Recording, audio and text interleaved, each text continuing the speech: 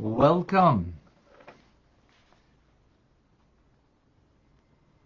to Tanya today, the conclusion of a year's study, the fifth book, the final book, and conclusion of a journey that many of us have been together throughout the year.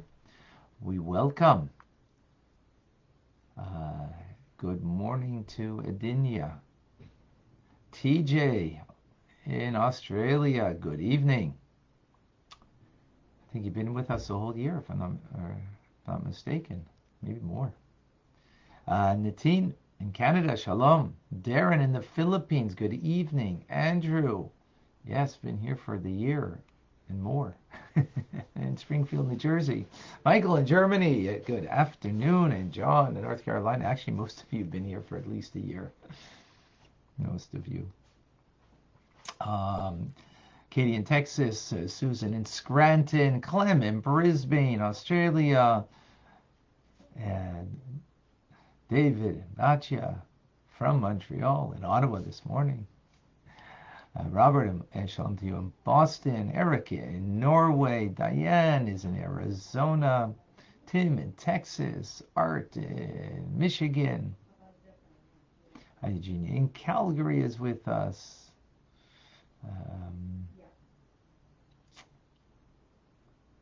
Samita, Davida, and Liba. It's already a few years learning together. Oh, thank you. In New York, welcome. Malka, good morning. Lori, also Boker Tov. Julie is in Florida with us. Michael in Virginia. Heather in Connecticut.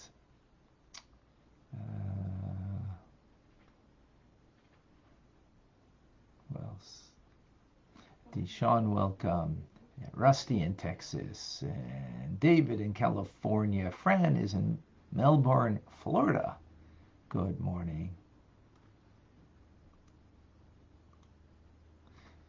Harold in Portland, Oregon, welcome. Susanna in Miami is with us. Arlene in Cyprus, shalom. June in Australia. Madeline in New York. We've got on Clubhouse. We've got Vilma. We've got Bachi and David. Benjamin, Celeste, Boss, Lindsay, Tim, Adam, Marcy, Samia.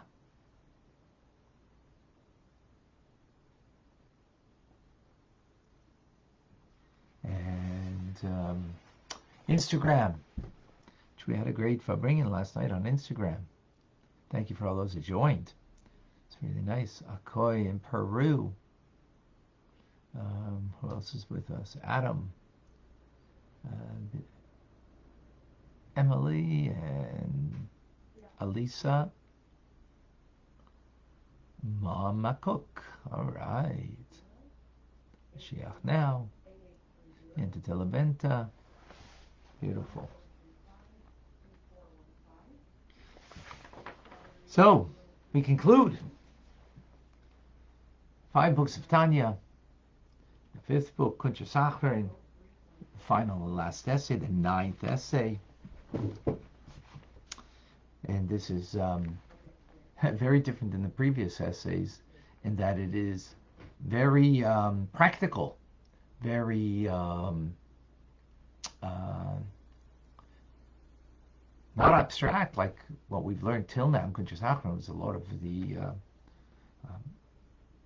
challenges from the Zohar, from the Eitz Chaim, from different mystical teachings that seem to be contradictory in their teachings, and to try to make sense out of it.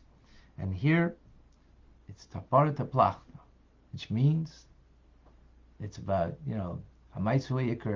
the deed that we need to do. The deed that we need to do. So the Alter Rebbe begins, quoting the verse in Leviticus, that you shall reprove your comrade, your friend, even 100 times. The Alter Rebbe says, I can't contain myself and cannot refrain from crying out yet again, being pained. And he pleads out of deep compassion that we should have pity on our souls. And we should be vigilant concerning the study of Torah and the service of the heart, which is prayer with proper intent. So he says that prayer, when you have a communal prayer, should begin in unison, not one person here, one person there, but all together, saying the words,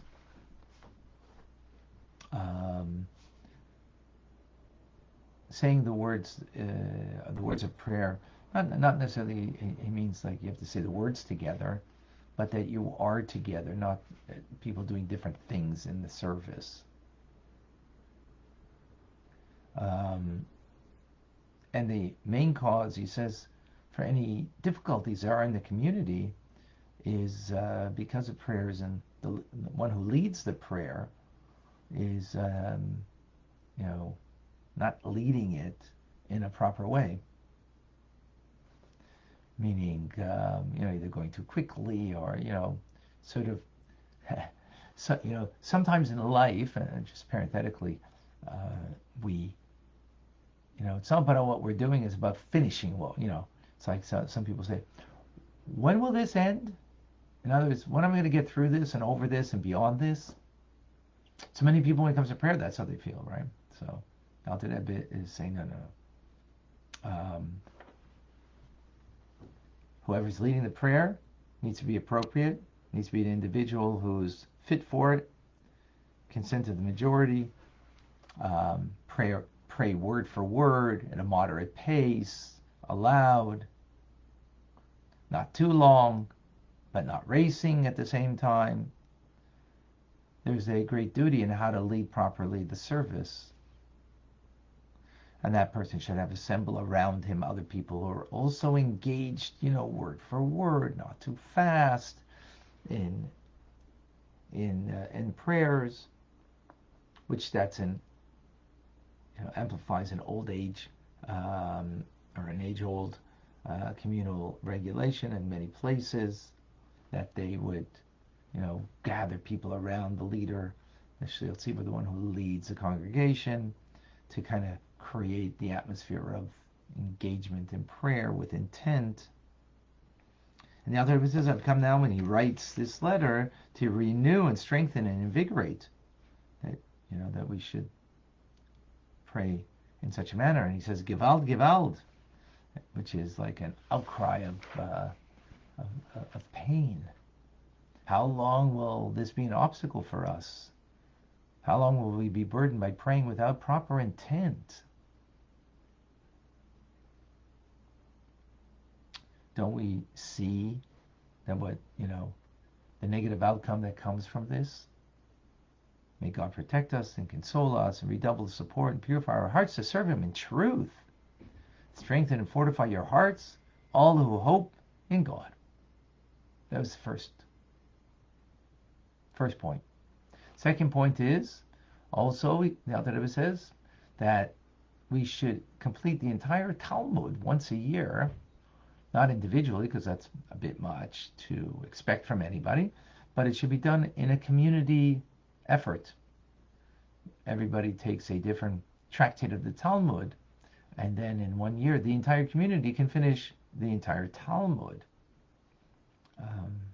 If a congregation is too small and doesn't have enough people to divvy out the tractates in the Talmud, so they should team up with another community, and that way the entire Talmud will be complete by a joint community. In addition, he says that people should recite the whole eightfold Psalm of 119 every week. Moreover, since we are a generation that is frail, not everybody's capable of fasting it.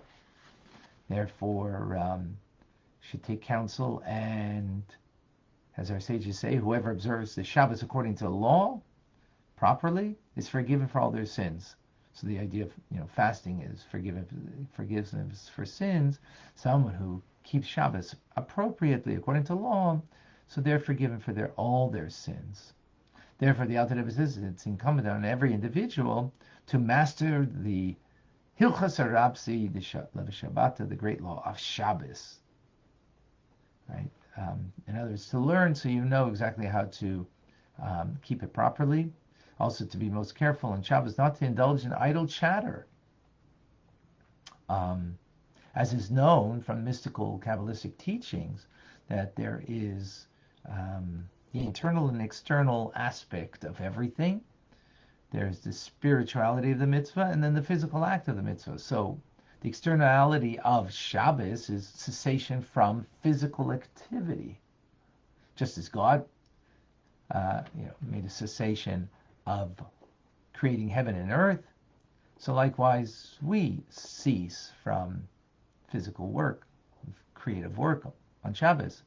That's the external dimension of Shabbos. The internal dimension is that one has greater engagement in their prayers and Torah study on that day in order to cleave to the oneness of God. As it's written, Shabbos LaHashem Elokecha, that Shabbos is a day to the Lord your God.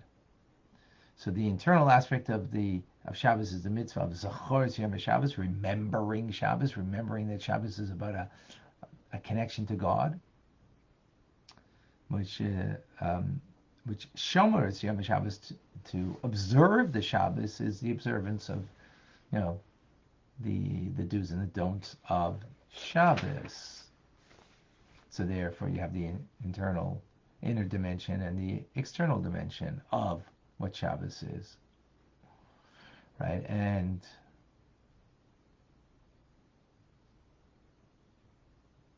so therefore, speaking about material affairs on Shabbos is the inverse of the rest and elevation that a Jew secures on Shabbos through their prayer and Torah study. In other words, the external dimension is physical cessation from work. The internal dimension is that we connect to God, right? That's the inner spiritual dimension. So if you're speaking about material affairs on Shabbos, talking about your business week, so to speak, so then that is missing in the inner dimension of what Shabbos is. And with that, we finish. Tanya. So, Mazel Tov. We finished. So let's just unpack this a bit, even though it's very, practical things that the Alter Rebbe is saying. So how important is prayer and the leader of the prayer service, praying not too quickly. Often people pray very quickly because, again, they have other responsibilities. They have to go to work. They have to take care of maybe children, bring them to school and different things. And so the attitude can often be, when is it over? Before it began. And of course,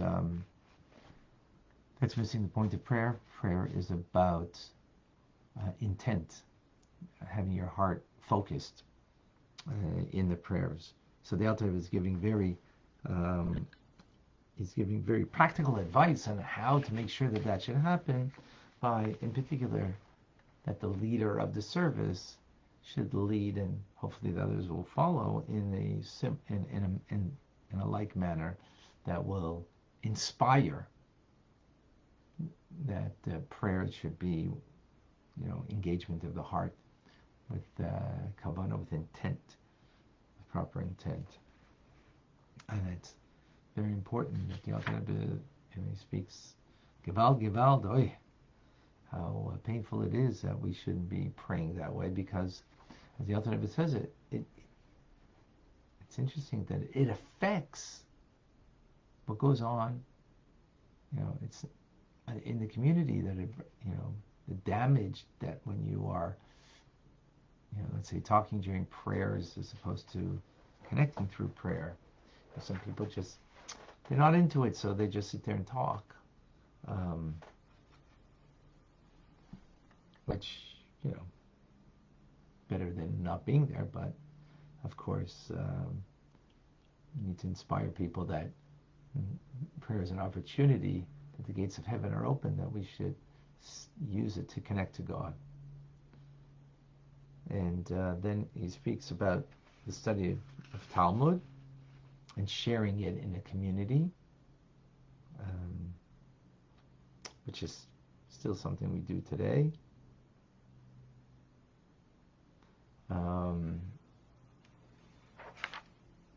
And the observance of Shabbos. It's interesting, you know.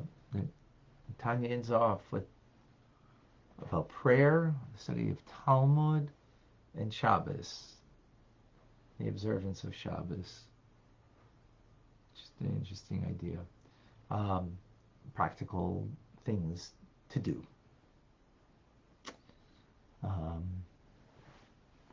That's it.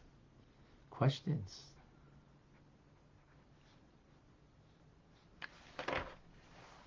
So maybe, well, tomorrow we're going to start again, once again. And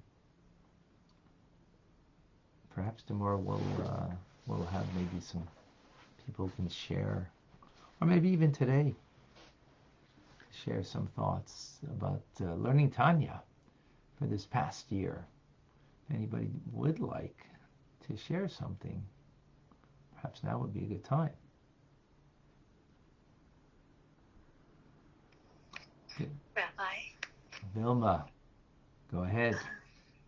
I've been listening to you for many years before, I started to recognize you on Clubhouse or, anywhere else. I discovered you on Facebook. And this journey of Tanya has been the most gratifying, spiritually uplifting experience that I've had. So I'm grateful for it. Thank you. Wow, beautiful. Thank you for sharing that. Rabbi? Batya, please share. Hi, I just wanted to say that I've been learning with you. I think now it's been about 6 years. Wow. It's been a while before you went to Facebook. You were on Chabad.org. Right. And, my growth in Yiddishkeit, let alone just learning Tanya, has grown exponentially as a result of learning with you, Baruch Hashem. And I would just want to encourage any and everyone who is listening now to continue. And it's such a bracha to have so many years of going through this learning. And I guarantee that everyone who decides to get upon themselves to go through the Tanya every year will just reap nothing but benefits from it. And just thank you, Rabbi. Just want to Thank you. Thank you, Batya. Thank you for sharing that. Yes. And now she lives here in Montreal. How lucky we are. How lucky I am, Rabbi. I thought you were a small person, and then to see you in person, like, he's so tall.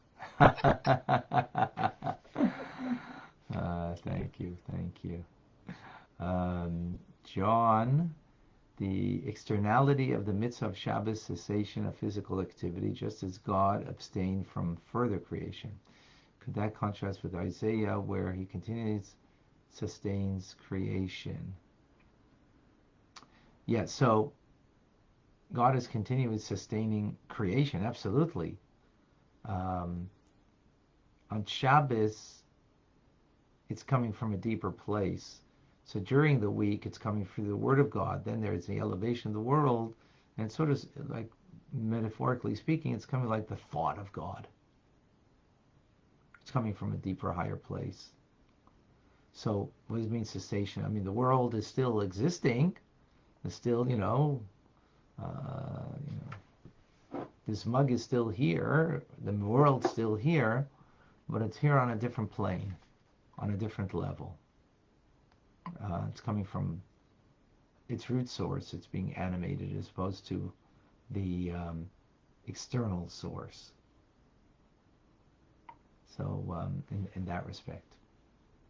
But thank you, John. Good question. Liba. Up.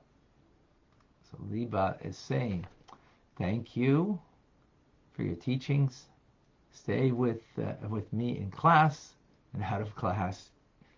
Not just give me the tool to learn, but for me to understand it and apply it to my life and help my use and my use of it as a tool to do Hashem's will.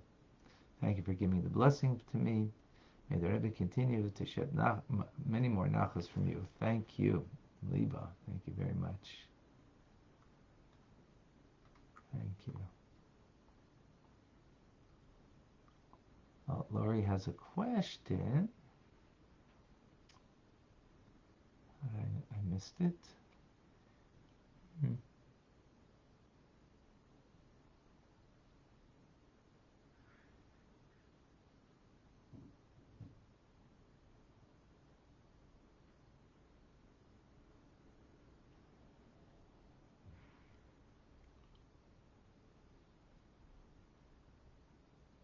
I don't see Lori. Lori, can you place it? Put it there again.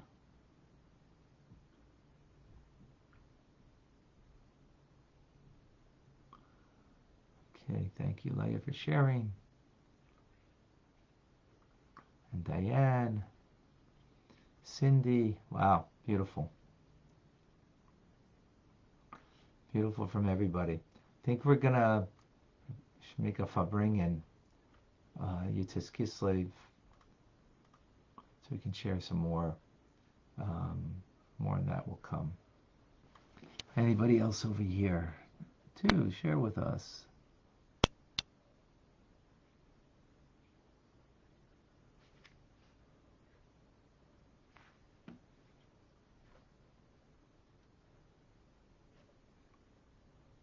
Marcy, please share with us.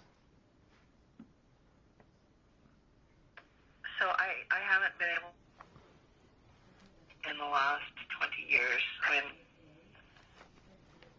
regularly. And so this has been a wonderful thing for me to reconnect with Tanya, and I really appreciate it. And learning with you has also given me the confidence to continue learning other things as well.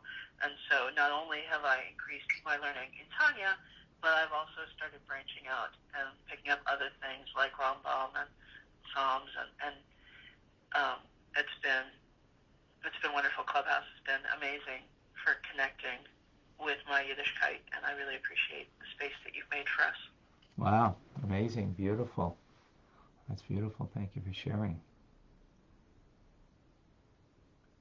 Lori's asking, how can we expand the teachings to the Jewish communities completely unaware of the inner dimension and the Tanya? That's what we're trying to do. Actually, if anybody would like to help me with this, so it's wonderful that everybody feels inspired and it helps them in their personal lives, which is the beginning, of course, of everything.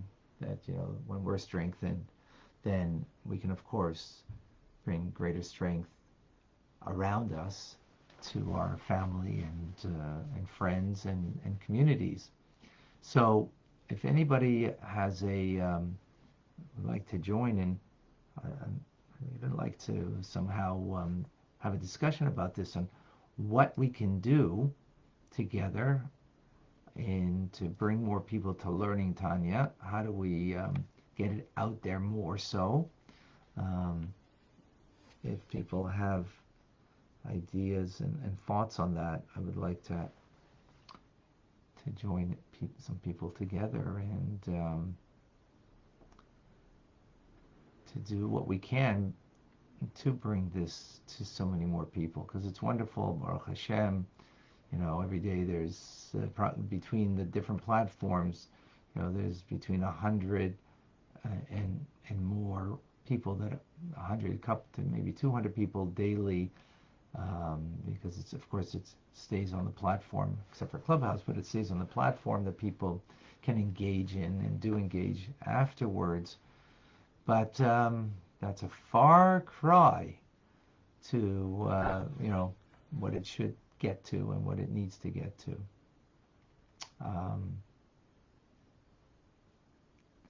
Clem says he likes the slogan, sharing is caring, which helped inspire him to forget himself and the ills and the pains and to serve Hashem with all his heart and soul and mind. Beautiful. Thank you for sharing that. David, I want...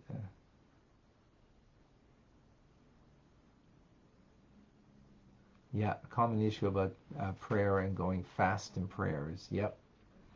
It is an issue, and that's what the Alter Rebbe is saying, and Gewalt, because it's really important. So if anybody would like to help them to be involved in some way that we can bring this to more people and to do something, so private message me, or you can put it here on Facebook or on Clubhouse, or private message me. I don't know, on Clubhouse, yeah, you can message me, and then like to maybe get together and see what we can do. See what we can do to really have even a greater effect.